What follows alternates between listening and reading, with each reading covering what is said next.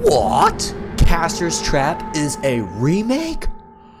Oh my god. Oh my god. Why yes, yes it is indeed. 2014 was the original. 2023? That's the one you've played. Or going to.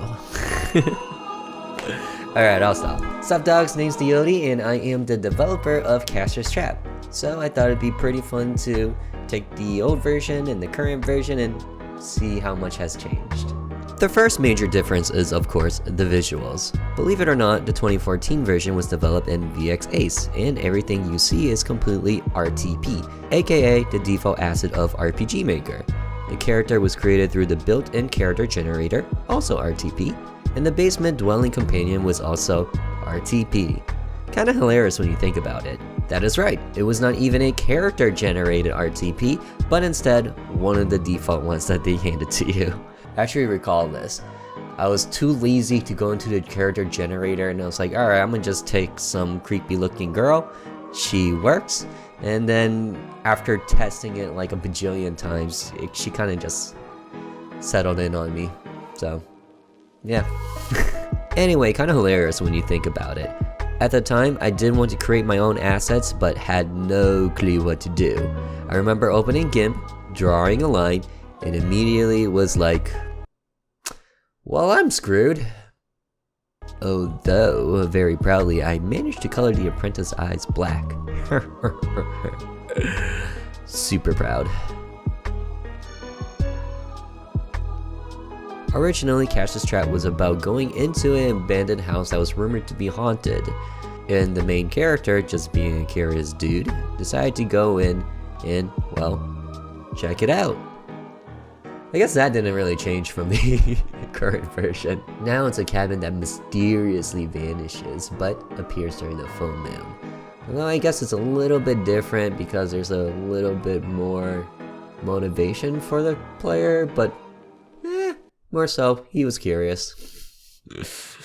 This abandoned haunted house was originally intended to be a horror walking simulator.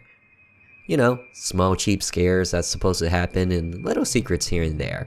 But once I got into the basement, the original plan was to plant a Ouija board that would somewhat kinda give you the lore of the abandoned house. Long story short, I expanded the lore a little bit too much into demons, witches, and, well, the witch stuck behind the mirror world. And of course, as you know today, I decided to invest a little bit more into the whole magic that once existed in the world. Now as for the map, that abandoned house was actually based on my parents' home.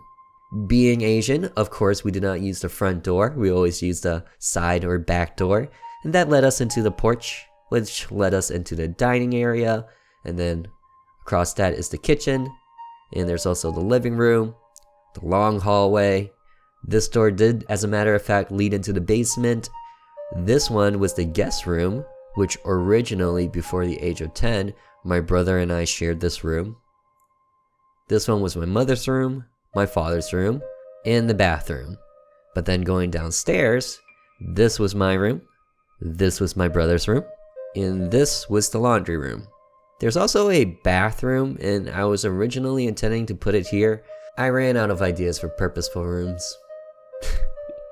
Fast forward to today, the story changed to an abandoned cabin, so I actually spent a long weekend Googling, YouTubing, Pinteresting, and just image searching abandoned cabins, colonial cabins, early century cabins. The list just keeps going on. Hyphen cabins. In the original version, you actually did not need to enter this room until needed to break the basement seal, and it is only after coming out of this room that the spirit of the apprentice appears. Why? Well, originally I just thought it'd be spooky. Yeah, that's it. In the remake version, she appears only because you now hold the orb to see things that weren't there before. Crazy, right? Surprisingly enough, not a lot of changes were made here. I actually liked this scene and the way it was set up so much that I kept it in a remake. Well, yes, there are some small differences, but of course what you are seeing on the screen is the side-by-side comparison.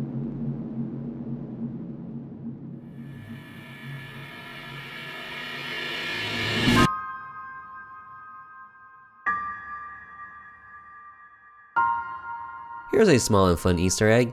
In the original version, there was a crate with a spider, and deep inside was a paper containing text for a ritual, which eventually brings you to the endgame.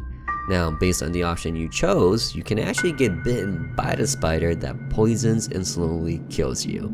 And when I say slowly kills you, it actually does slowly kill you. You get a 10-minute timer, and as it ticks down, the player moves slower. After say 5 minutes, their speed bumps down. Then after 8 minutes total, bumps down even more. It's very torturous. But down in the basement was an antidote. But it was one of two choices. And if you drank the correct one, or even the wrong one, while you were healthy and not bitten by that spider, you die anyway. So in all honesty, it was just a terrible game design, and I thought it was neat when I first initially decided to make it a horror sim, but yeah, no, it was just pretty awful.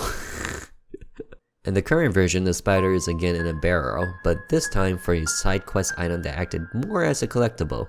Also in the dream sequence, the spider is actually mentioned again.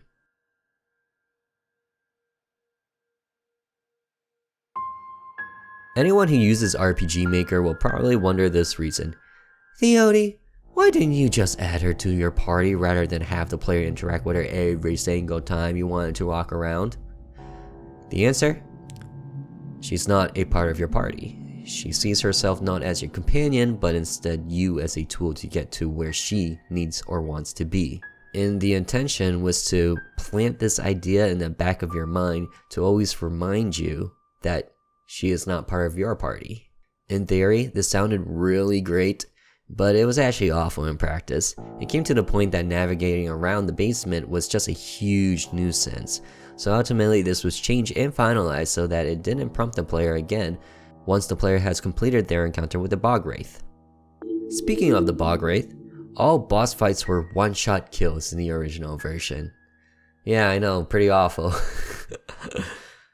By today's standard, I find insta-deaths to be a little too repetitive and boring, so I changed it up a lot in the remake.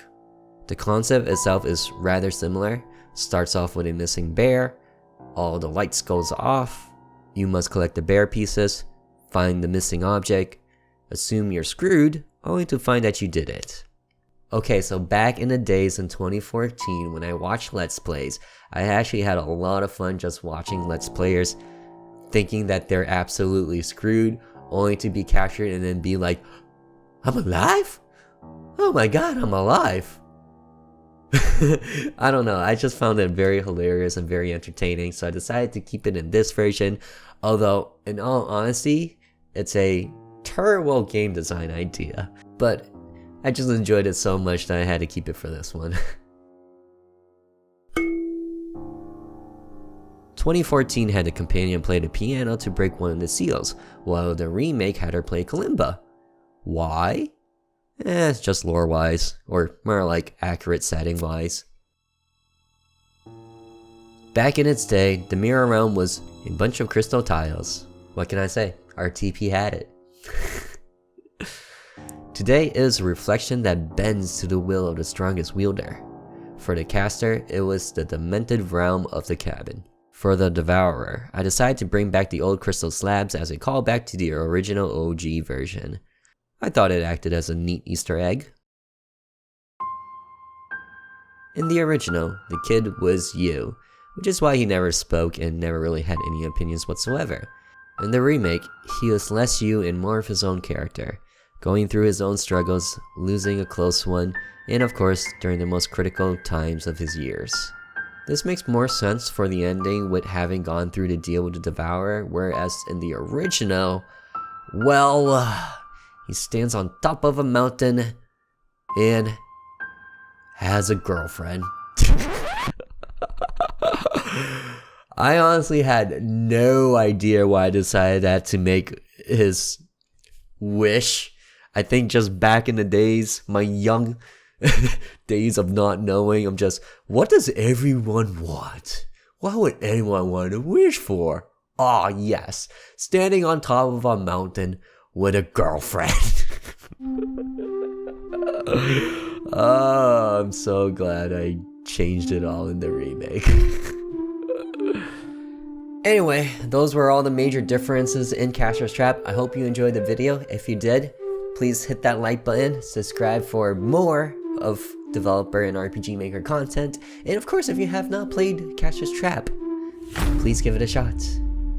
You don't have to play the old one, just a new remake version. Anyway, please do not hold me towards mountain with girlfriend. I was young, I was naive, and neither did I have a mountain nor a girlfriend at the time. Alright, see you in the next one. Later. Oh man, a shame.